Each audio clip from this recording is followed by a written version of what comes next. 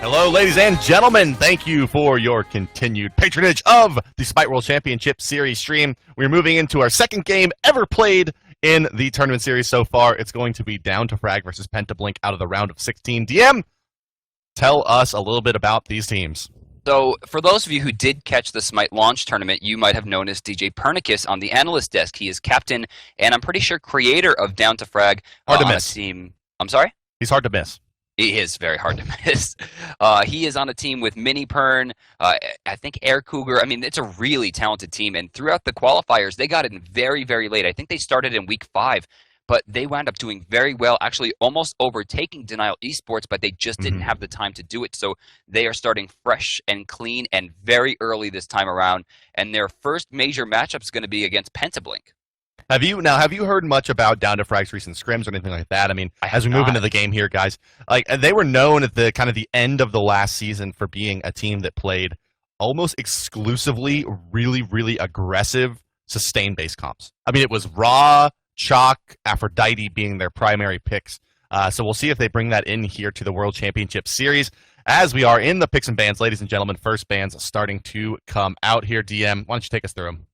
So we have Zeus. We have Bastet. They don't have to ban Uller here. They can go for the first pick. Right now, it looks like DJ Pern's team here, Down to Frag, is going to be forced into the Uller ban as Bastet and Nemesis are both taking out two of the best junglers in the game, leaving open Hun bots. I do also want to mention that Mr. Yu Won't, former mid laner for what was Vicious and Delicious, which eventually turns into Cognitive, is playing mid this week, or I'm possibly playing mid this week for D2F. Wow, okay. Fair enough, fair enough. More bans coming out here. It's going to be final 4 bans all the way across the board. Zeus, Nemesis, Bastet, Uller. First pick is going to be the Odin. We saw Odin go all the way through to the second round of picking in the last game, but Odin picked up right away by the boys of Down to Frag. I would like to see a Sun Wukong here. They need to make sure they have an equal to or greater support, and getting Sun Wukong now is going to be important because they can put Odin in the jungle, he can mid, he can solo. He's really competent wherever you want to put him. So they got to take Sun Wukong off the board, because if they decide to run both, it could be trouble for Penta. Yeah, it could be indeed. Penta taking a look here at a Scylla and a Tier for their follow-up. So taking Scylla off the board. I'm sorry. I have these teams backwards here. Of course, Penta on the left, Down to Frag on the right. Sorry about that, guys. So over on the right side for Down to Frag, Scylla and Tier picked up. So Scylla, not necessarily in the style that they often play in. Tier, pretty much strong control god at any point during the game. Uh-oh. See that? Are they going to lock in? Wow, they lock in the Kali. DM, tell us about it. Kali's OP. Also, I'm pretty sure that over on D2F, they were looking for the Kali pick as well. Both teams have very competent Kali players, and there is the predicted Sun Wukong as well. These are very strong picks. And with Bastet out, Kali really doesn't have a lot of counter matchups here. I do continue to expect and predict the Hun bots pick here, and that would leave open Ra or Aphrodite, which would fit the D2F plan of getting that sustained. But we're going to go back into the ban phase here, and that option looks like it's going to D2F. Yeah, D2F has the option here to ban out. They also get to first pick right after this ban. So no Hunters picked up on the board, so you would expect them to ban one out, but it's not. It's going to be the Poseidon taking on the mid lane. Poseidon, I suppose, has a pretty nice matchup against Scylla. And this is 2 games in a row now where we've seen the Poseidon banned when the Scylla is picked by the same team. So now looking across here, what is going to be this pickup? Is it going to be the Hunter? Look at this. Miss Aphrodite out of there. But now option goes over. This, in my opinion, has to be the Raw pick. It has to be. Yeah, the only thing that makes sense. Well, no, Raw's already picked up by Penta. Oh, I'm sorry. You're right. So I just blocked that out of my memory. Well, they have Wukong, they have Tier, a couple of flex picks. Tier, generally speaking, going to be in the jungle, I think, for this team. Sun Wukong, generally speaking, going to be the support for this team. No big surprise to pick up the Apollo here. I think considered the strongest hunter at the moment, without some other picks out of the jungle, especially that synergize really well with Neath, the Bastets of the world. Apollo tends to be the most favored in North America. Of course, that's on her over in EU. But heading back over to Penta. Yeah, they have 2 options here. Live Lunatic and Johnny Mangoes, the option goes to them. They have their solo, they have their support, they have their jungle. We're looking majorly for mid, Rocket mid as well, so it's a little bit different. But we're going to see Isis looks like hovered on here. We're more than likely going to be seeing her go into the mid lane, and then finally the God of Thunder. Is that what Thor is? Yeah, God of Thunder. I will be surprised. Wow, they are going to lock the Thor in. I mean, That's Kali ADC, baby. That is Kali ADC. You're right. It's going to be a Kali Odin lane, effectively a double bruiser lane and kind of style of play. But they're going to be really, really thin on the front line here. I mean, the Odin's going to have to carrying some serious weight. Ra going to be stuck on solo island for a lot of the time. Ice is going to be relying on escapability, and Thor and Kali not very resilient damagers in the team fight. Both have very, very strong very strong potential, but both of them need a lot of farm to really excel. So it's going to be interesting to see how they spread this out around the map. Late game, though, they have a Kali versus an Apollo. I mean, that's majorly in Kali's favor. And D2F actually going to continue down the line for that healing comp. Ra was taken, Aphrodite was banned. They're like, screw it, let's go Chang'e.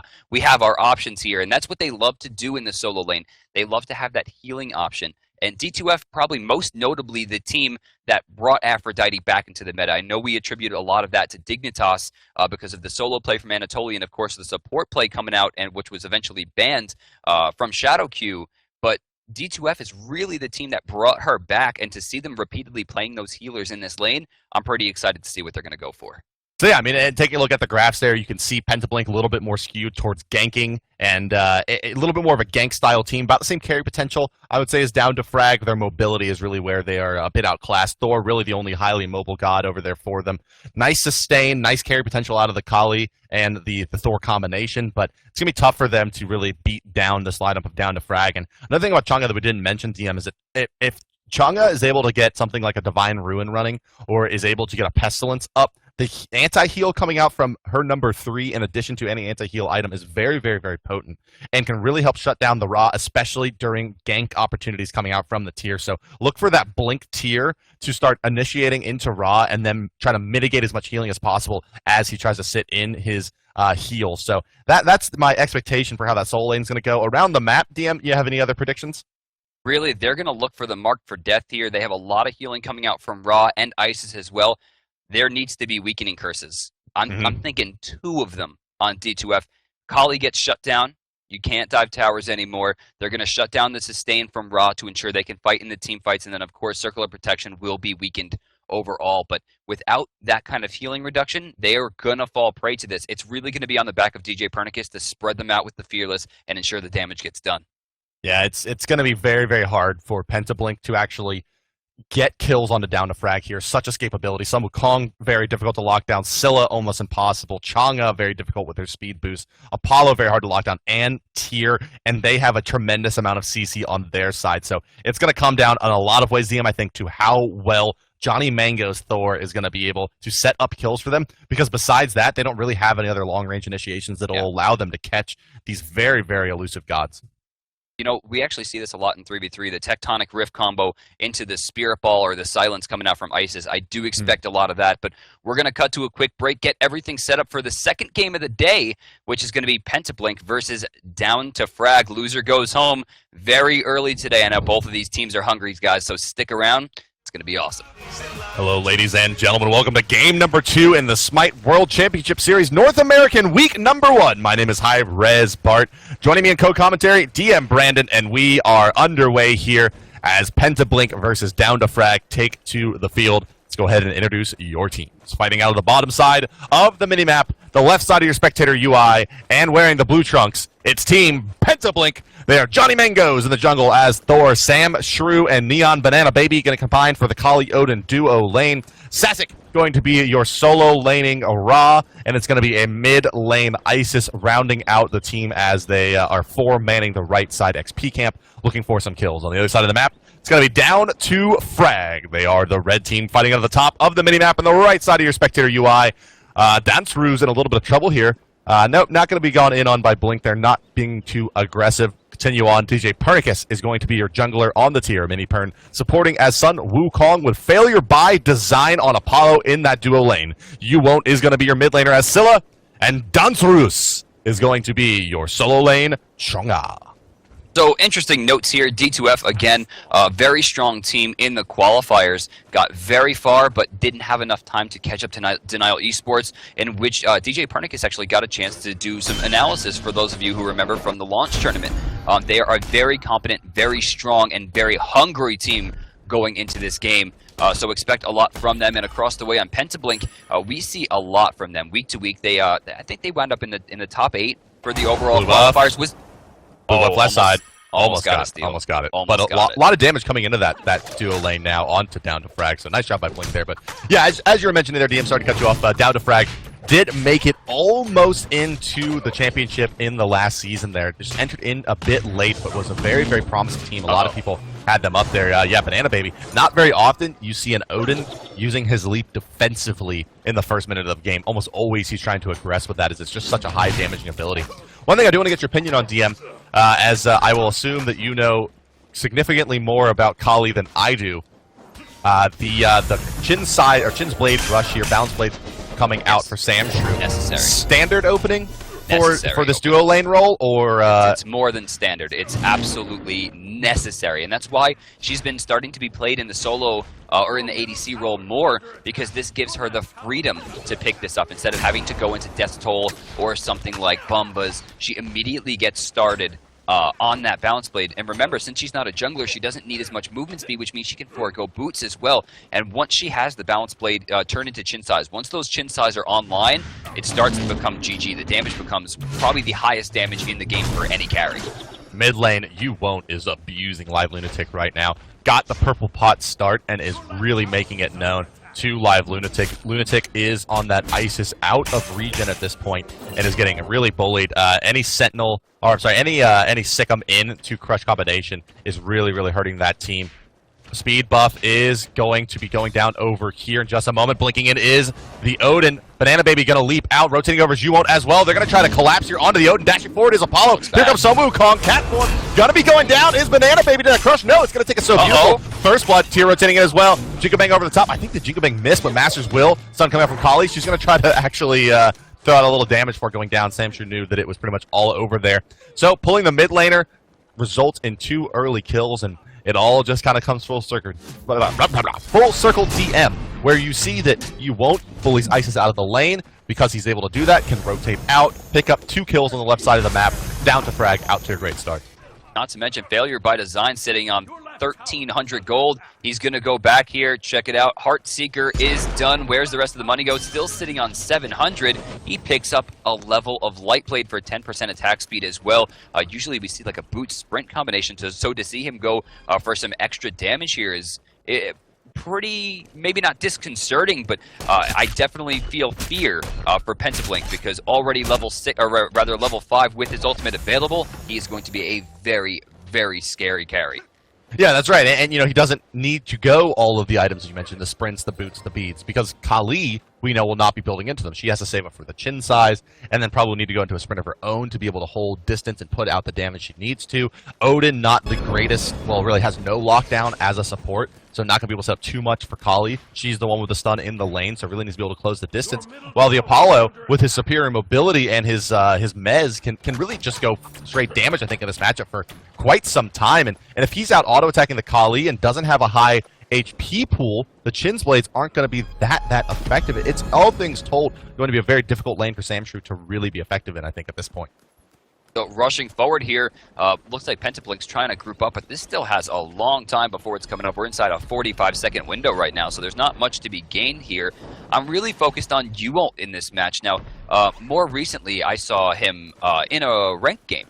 I actually, usually, you know, as a YouTuber, you put up YouTube games where you do great. I mean, that's just the nature of how you work it. But I had a game with You Won't where I played averagely, and he was amazing, and I had to highlight his Scylla play because he is really the type of player that's going to show it. Check this here, Pernicus getting a perfect shot there, and now poor Mangos takes the Monster to the back. He does not have damage available to him right now. He's trying to get over the wall here. Oh, not teleport available. Crush just barely gonna miss. Waxing Moon, is it available? No, it is offline. Heal's gonna miss, or do damage, but it looks like they are gonna miss the overall. And Sasic looks like he's gonna be going down here. Crush gonna find him. Tower Dive's gonna be good. 3 kills now, uncontested from You Won't. Left side of the map now.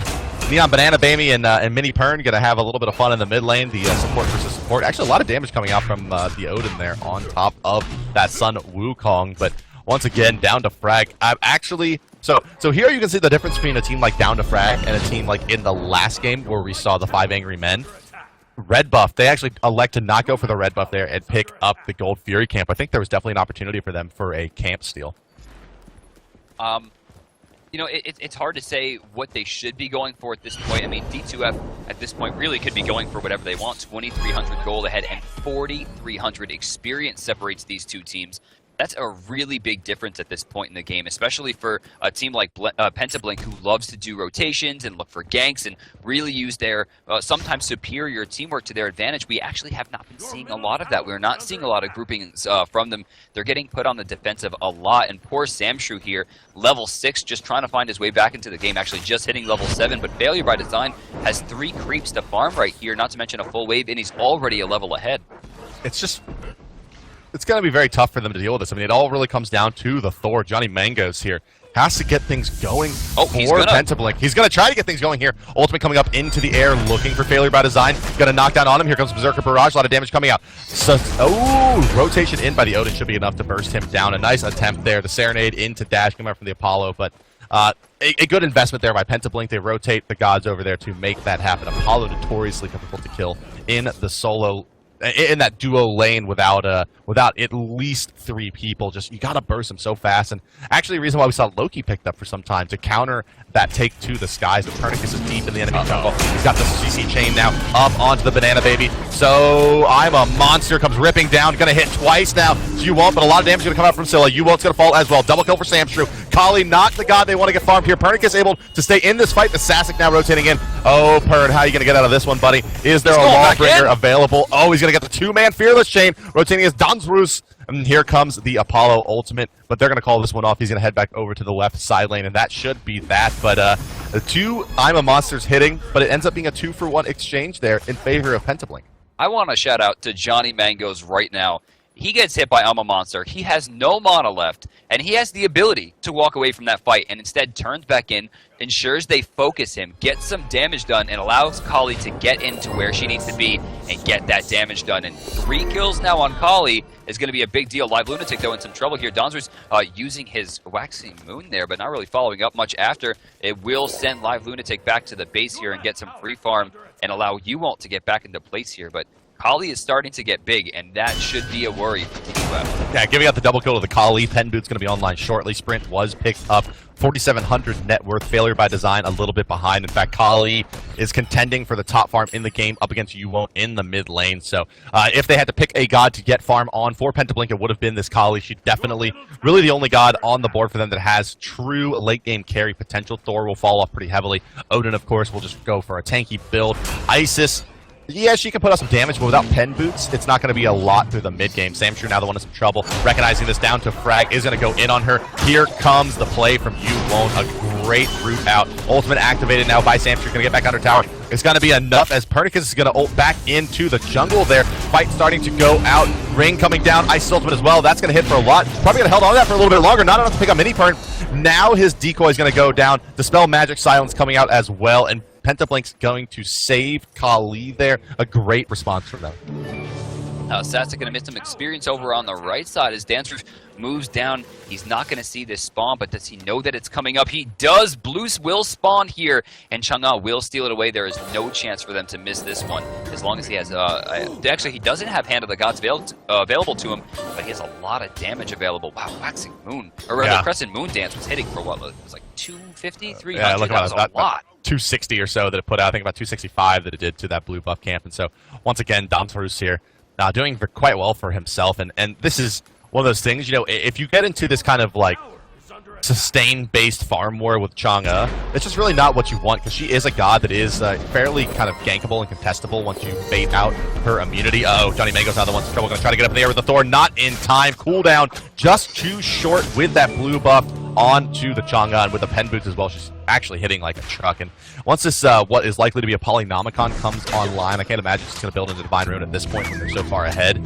it's going to start being a lot of burst damage. Good news, however, for Pentablink going deep as Samshrew finding that kill onto the Apollo, but here comes Pern. Pern going to line up that Fearless chain into Cleave, dashing back through with Blue Sand's Fearless heal coming out. Going to try to go toe-to-toe. Kali going to activate the ultimate. Oh, wow, what a race by Samshrew. What a race! That was the target! Oh, man. Pernicus just gets had. And look at you all in the I'm a Monster retreating back to the mid lane. Oh my god, Samshrew showing the power of Kali. Level 12 right now, highest on his team, second highest in the game, of course, to Dansruz, who has been an incredible force throughout this game, sitting 1-0-1 right now with Divine Ruin locked and ready to go. I really thought that we were going to see a Polynomicon. I did too. I mean, I figured they were so far ahead that they would want to go for that, but instead it's going to be, as I mentioned, kind of the earlier stages of the game, with her number 3 providing the healing reduction on top of the Divine Ruin. Chang'e will be a wrecking force versus this Ra. Ra will basically not be able to heal inside of his healing light there, so it's going to be a very, very tough matchup now in that lane for him.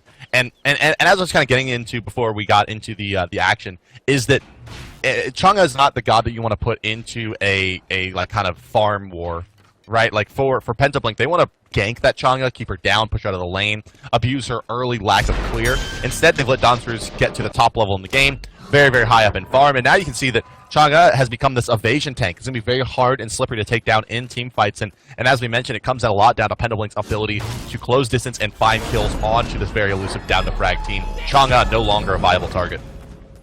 So Chang'e has also picked up Lost Artifact here.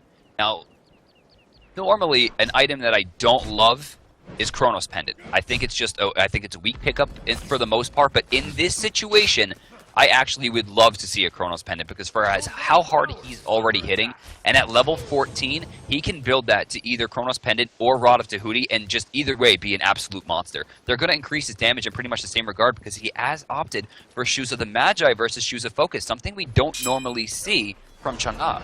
Yeah, I think you're definitely going to be seeing Chronos Pendant here. That would be my expectation. Ooh, look at Pern's positioning here. Poor Sasic. Hey, they've spotted him out. Here comes Neon Baby. Blinking right through his Pern. Yeah, he's going to go ahead and disengage. Smart stuff. As the Odin rotation and the Thor rotation. Not even spotted. Well, I guess they're spotted by the sword at the red buff here. They saw those two gods sneaking past. So they're going to go ahead and Pern's going to recall in her tower. Dansruz is going to sit very, very defensively now. And but how the Mighty have fallen over here in the left side. Failure by design with that early Apollo lead going that very, very aggressive build. Also into a Chins. Is going to be going up against Samshrew, but it's definitely Samshrew's lane now. 5-1 on the Kali, and looking very, very strong. Now, when we saw that Light Blade come out, I was extremely confident that that was going to be a Draining Blade. Oh, yeah. And he has turned that into Chin size. No boots, no lifesteal. He's just trying to, I guess, push out. And the last time, I mean, we saw how this lack of sustain is working out in this lane where Kali is killing him in the chariot before he's able to get away. And I don't know how I feel about him going into so much damage, especially when he's starting to fall behind a little bit. Yeah, and I mean, even with the Chin size, it doesn't really give him a strong opportunity to try to really damage race the Kali. I mean, she just gets so much more of the Chin size.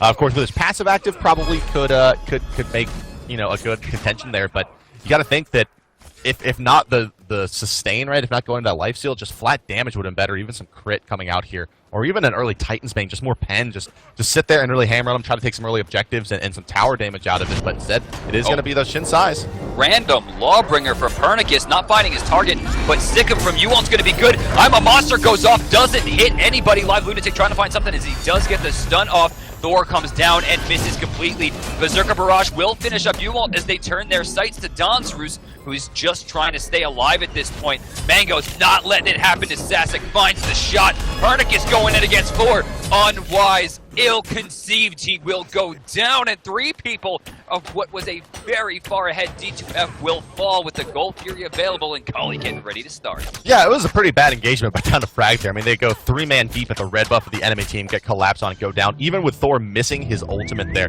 Oh, Pentablink. Pentablink. Oh, failure by design. Uh-oh. That's a lot of damage.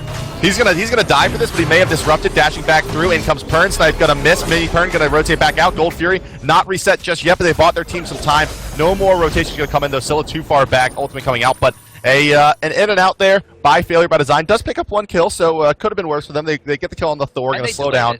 slow down his Jotuns just a bit, delayed the Gold Fury just a bit as well, but unfortunately Respawn's not coming back up. Donsarus has built into the Restored Artifact, rank 2 now. It's going to be a Ward Stone moving into a Void Stone here for Sasic, it looks like, so tanking up a bit for him. Love it. And the rest of, wow, look at the Isis build here. Didn't expect this one either. Max CDR right off the bat. Yeah, this is not something we normally see, and if it is, it's generally a breastplate. Chronos Pendant coming back into favor this week, it seems, as both teams, or rather one team has picked it up and the other team primed to take it. Now we do have a blink in. Fearless will be good. The silence did not go off there. Live Lunatic just trying to find something here, but look at this, you can't kill him. It's just Pern. You know, this kind of is to the point that we were making earlier. Going to be very hard for them to chase him down now. Going to ring him in with the Odin. That's good. Thor up in the air. But they're going to invest a lot into killing DJ Pern because what's this now? 3 ultimates are putting in. And they still haven't killed him yet. Down will go to Samshu, but you won't with a double kill over the top. Triple kill. Such a monster, you won't.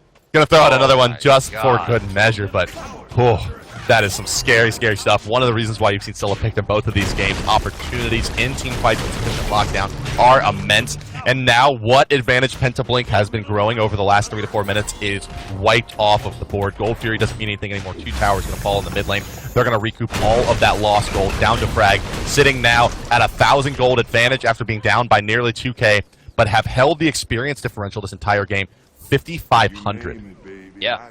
That's a really big deal at this point. No one level 20 yet, so that is just a complete base 5,500 engage here. And check this out. Samshu is going to be sprinting in here. Not sure what he's looking to do. He's not put himself in a great spot, and he has wasted an ability. Ooh, that's going to be a rough swing for him. Yeah, no, so 90 seconds remaining before Greater Sprint's going to be back up. He's actually invested 1,200 gold into actives now.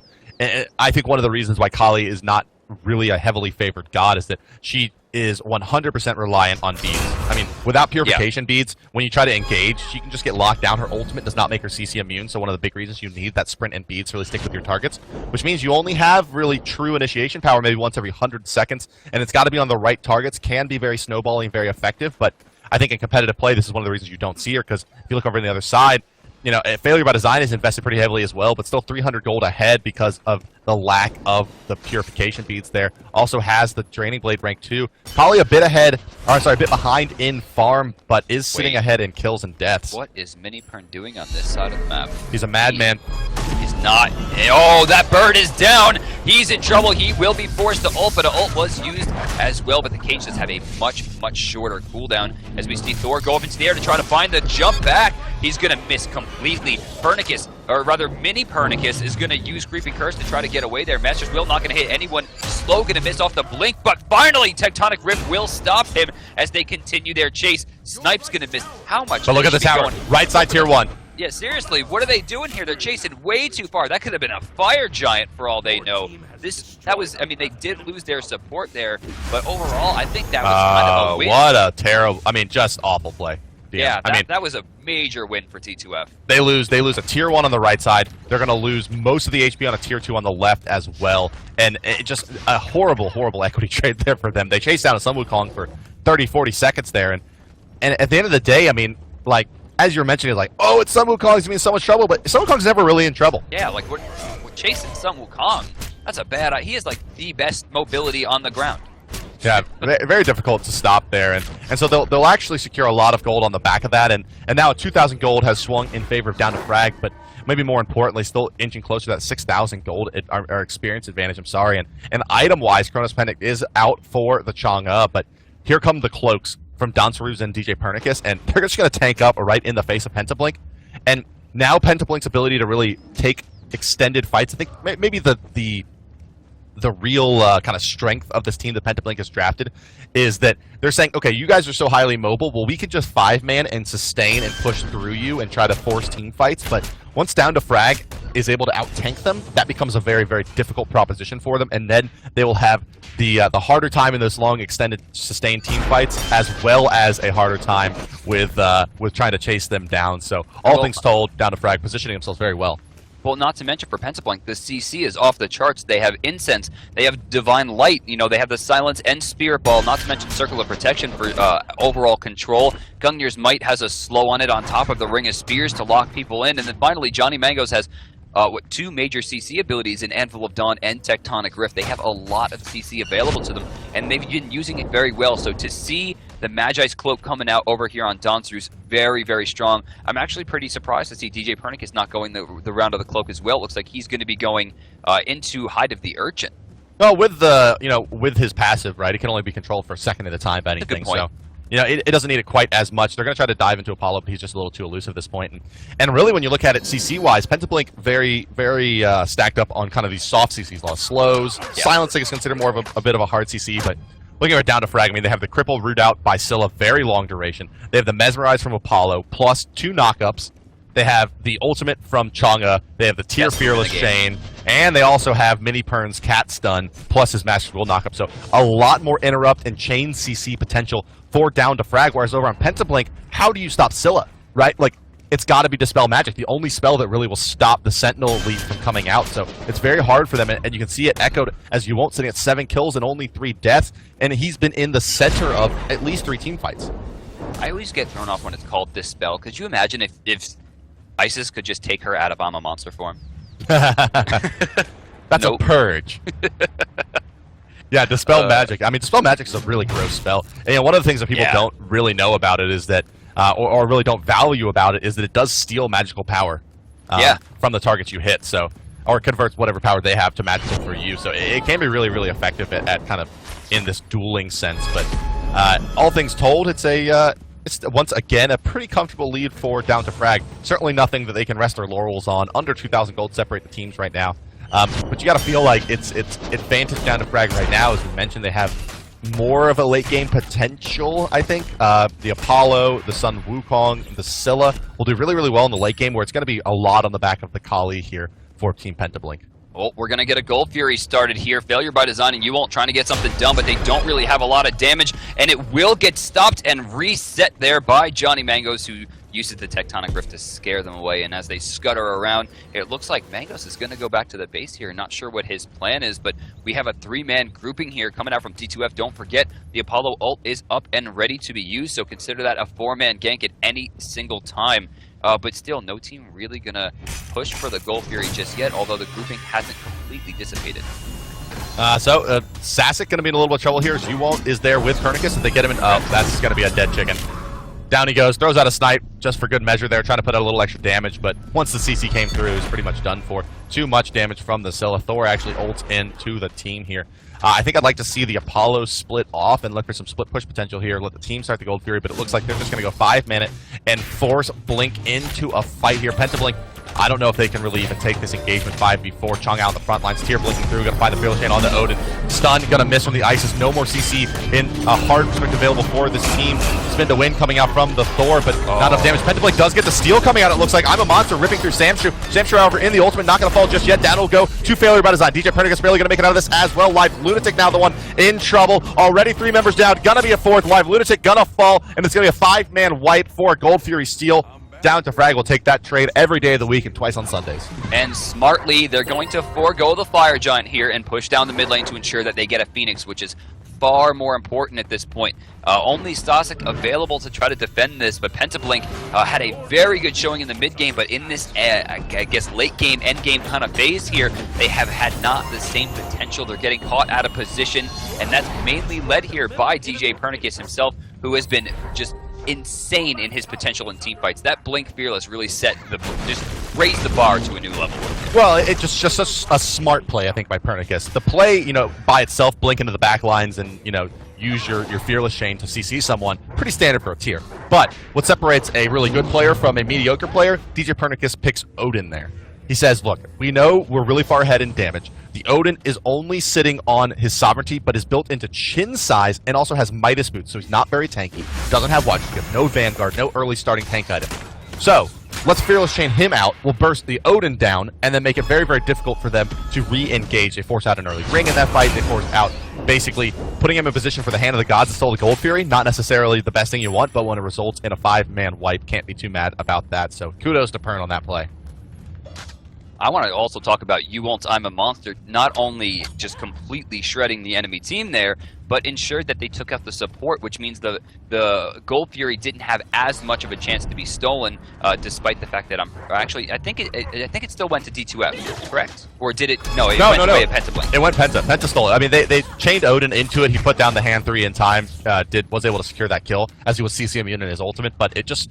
They were still able to kill him out, and then at that point, they have really no way to keep Down to Frag near them. The Odin Ring is actually a really, really important ability in this game, and I think only once we've seen it really lock someone in. So I think that Neon Banana Baby with the Blink 2, we just haven't seen any real pressure put on because of the Scylla draft, right? Scylla can just go right under that ring. Yeah, she can go under it, she can go inside of it, outside of it, not to mention she can hit very effectively from outside to inside the ring with Crush. Which is one of the, and I'm a Monster, I mean, 2 of the highest damaging abilities in the game. I mean, and You Won't has been a monster this game. No ifs, ands, or buts about it. I mean, it's been really, really impressive. That build. Yeah, the build is just disgusting. It got tremendous amounts of pen, cooldown reduction, and the Polynomicon on top of all of it. Crush hitting for about 400, 500 damage now with that magical power. You Won't, in fact, taking a look at his magical power, sitting at about 365. Isis only 185, so quite a bit behind his poor Isis at this point. And look at that! Look at the Isis build! Oh, forcing a high to the Urchin. That is a little bit early for that, if anything. I'm surprised that this wouldn't be a breastplate for some. Actually, breastplate would overcap. I mean, this could have been a Mail of Renewal. This could have been a Void Stone, but he goes into pure defense for Hide of the Urchin, which is going to slow down his damage. Damage that was very necessary in the team fights that they won. They're relying a lot on the damage coming out from Johnny Mangos, who is the lowest level in the game right now, aside from the supports.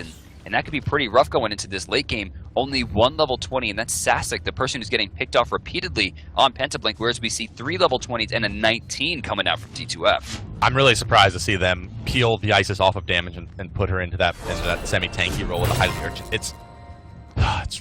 I think they are relying on Isis late game for damage in a big way here. Bancroft's Talon would have been a really great pickup at this point. I mean, they need that Isis ultimate to be scary enough to help them zone the enemy team and split up some team fights, because they can't fight down to Frag 5v5 right now. They're just getting blown up by their better team fight potential. And well, it's so hard for them to actually execute this. They need Odin Ring into Isis ultimate, into Raw Snipe, into detonate of that Isis ultimate to really burst anyone down at this point. And with Isis going into a defensive item, how easy is it going to be for that damage to come out and really 100 to 0 any targets at this point? Chang'e, especially with that number 2 Moonlit Wall, is able to just basically ignore the damage coming out. So all things told, this is a very, very tricky fight for Blink. Pernicus is continuously trying to box Kali, and it's not really working out for him. Following D2F here, still at the tier 2. Everyone's moving in. You Won't's gonna miss the Sikkim there, but they're not backing in just yet. Pernicus blinks too far, does find the Fearless Crush, gonna hit 2. Oh, it's a monster. I'm a Monster hits, but does not kill, and there comes the Circle of Protection to try to heal them back up. Oh, it's a 3-man root! Oh, wow. What a play there. That's gonna be a kill on the Sasek as well. Samshu does find a kill on the Failure by Design over on the left side. Sasek trying to make his way out. Johnny Mango's rotating in as well now on the Thor, gonna stun them out. Actually a pretty brilliantly placed wall, but they're going to be able to walk right back in here. The final tower of the map is going to be falling in favor of Down to Frag, but yeah, what a Sikkim there. Hitting the 3-man root. For Pentablink, there are no towers down for D2F. Yeah, that's right. Down to Frag taking out the final Pentablink tower. They're going to go ahead and aggress this weakened Phoenix already. Samshrew putting up a defense, but it's nominal at best here, as Down will go. The Phoenix tier already aggressing on the right side into the Phoenix. Here comes the rest of the team. So that's going to be at least 2 Phoenixes down. Will Down to Frag push to the base here? I think not. 5 seconds for Live Lunatic. No reason to really get too crazy at this point. They'll fall back and go for the mass recalls, and then likely look to aggress the Fire Giant. Actually, Donsrus and Minipurn going into the jungle here to start stealing things away. They have a lot of healing potential here and sustainability, so they're just going to kind of, I guess, strip away the jungle as best they can. Smart play, and giving some extra CDR to Minipurn can't hurt anything, that's for sure. Yeah, that's right. Little mana regen, little CDR over onto the Sun Wukong. He's never going to be complaining about that. Looks like Dancer's considering starting up that Fire Giant for the team, but with You Won't heading over to the red buff, and it's going to be a little bit longer. They're probably going to look for another pick before engaging in, or look to set up, ward up, and force a fight into them. Copernicus at the speed buff right now, going to be taking that down mid camp. Going to go right side to Chung. Left side going to go to You Won't. So they're just completely picking this jungle clean right now, ensuring that they're not going to lose much. And Donzers right now rotating over just to keep this 500 gold tower alive, just to ensure that their lead stays as static as possible. Still about 7k, 7,500 ahead, and 13,000 experience. But that 13k is starting to whittle down little by little as we're seeing multiple people hit level 20 on Pentablink. But unfortunately, the lead's only going to get bigger as there goes the Gold Fury. Gold Fury, yeah, does come out. 14,000 experience now, but 9,000 gold separating the teams at this point. And, Live Lunatic, he's going to go for an Obsidian Shard here, it looks like, on this Isis on the back of his protection items. So it's going to be it's just not going to be enough damage, man. Ratatouille really should have been the pickup there, I think. Yeah, they need just flat or even burst. Void Stone. Like, they need some kind of burst damage. And they have the Void on Sasic, to get that, and you would expect the Ra to be in the middle of the fight there, putting out that aura, but he's been getting picked off. They've prioritized damage items onto the Ra over the Isis, which I think is a little bit awkward here. Maybe backwards even. Yeah, exactly. Like it probably should have come the other way around. Divine Ruin into Void Stone into Ratatouille, and now what looks to be a Breastplate of Valor for Sasic to cap out the rest of his cooldown reduction. Just not really optimal here. You want that Isis, definitely scales better than the Ra in team fights, where it's really, really, really what they need. They need to, as I keep saying, be able to break up the team fights. They're relying entirely on Thor to control team fights at this point. Yeah, Odin's ineffective. Been working. I mean, Isis is ineffective. The Anvil of Dawns haven't been hitting. The Tectonic Rifts have been late, and the damage certainly isn't there. I mean, he's gone into Magi's Blessing. Mace is only level 1, which is going to be eventually a Titan's Bane. And the Fire Giant's not only started here, but it's getting kind of bodied. I mean, there's really not much they can do, but finally Pyre, Neon Banana Baby, is rotating in, maybe looking for something. Decoy's down. He can see it. It's getting pretty low. We're at about 40%. Jump in the back. You won't taking some damage here. Who's going to get it? D2F does manage to take it there, and they're not going to allow them to escape. 3-men hit with the Arma Monster, and now the Crush going to do some damage as well. So far, it looks like Pentablink has 2 people down, 3 people down, goodness. 4 people down with a triple kill, and that's going to be it. Fire Giant's down, 2 Phoenixes and the White Bard. Oh, poor Pentablink there. Failure by design finally joins the fight and mans up, and it's after he has a tremendous amount of crit on top of his chin size. He ripped through the remaining tanky targets there, and this is going to be the game, ladies and gentlemen, in favor of Down to Frag. They will take it over Pentablink in the round of 16 in the North American Smite World Championship Series. Congratulations to Down to Frag, showing that even through the kind of the rollover of the seasons, still a very, very effective and kind of tightly knit North American team. They're going to move on there on D2F to round 3, which will be the quarterfinals. They're going to be facing off against the winners of 5 Angry Men and the Game Changer. That is a huge game. Round. Well, even at round 2, Pentablink, 5 Angry Men, Game Changers, and D2F all in the same eighths. Man, that's a rough life. Yeah, you have a great rest of the tournament, guys. Coming up next is going to be Snipe versus Critosaurus on the tournament series. Looks like we do have that Scylla triple kill once again as the I'm a Monsters just ripping through the team DM. I mean, this is an incredible play. I'm a Monster, not an easy ability to hit. Well, I mean, this is the power of You Won't. Like I said before, I had the privilege of getting in a rank game with him where he played mid Scylla on my team. And then, unfortunately for me, I had to play against him when he played mid Scylla, and he has just been an absolute monster. And I think people are overestimating Zeus in the current meta. They're still maybe uncomfortable fighting him, or they're still thinking he's going to do as much damage as Scylla, which I don't agree with. Scylla just does too much. Dude, that was awesome. We were floating over the replay there for a moment, but yeah, that play was just unbelievable there. Yeah, I mean, so Scylla versus Zeus. I mean, why do they draft? Why would one draft a Zeus, and how does Scylla, kind of perform that role the same? Well, I mean, they pretty much have the same kind of run through the game. Early game, Zeus and Scylla both have terrible clear. They're susceptible to ganks. Whereas the mid game, they start to get stronger. They have great follow-up potential with Sikkim or Detonate Stuns. And then late game, they have the ability to just basically kill people. The issue between the two is that Scylla has an amazing escape. Zeus gets ganked. And with that, it's much harder to control a character like Scylla. And how many times did we see You Won't escape, which should have been a certain death situation? A lot. That's right. I mean, that's right. Does it all the time. I think a lot of it came down to team comp there. As I definitely harped on it, but sure. Pentablink unable to really close the distance without the Thor. They were relying so much on Thor, Odin, and Isis to control the fights, and they really just didn't. Tyr, it wasn't a great draft against the Tyr. Tyr just can't be controlled by those abilities. He's just too mobile. He has too much CC, and his passive just prevents him from really being locked down by anything. So at best, they can keep him out of the fight for 1 second. But then DJ Pernicus with Tyr was as effective, if not better, at controlling team fights than 3 ultimates from Pentablink. So at the end of the day, that's an unwinnable situation, DM. But that does take us to the end of our coverage here for the round of 16. Moving into the round of 8 next, it's going to be Critosaurus up against Snipe, guys. Don't go anywhere. For DM Brandon, I'm hi-rez Bart, and we'll see you guys in just a couple of minutes with our next game.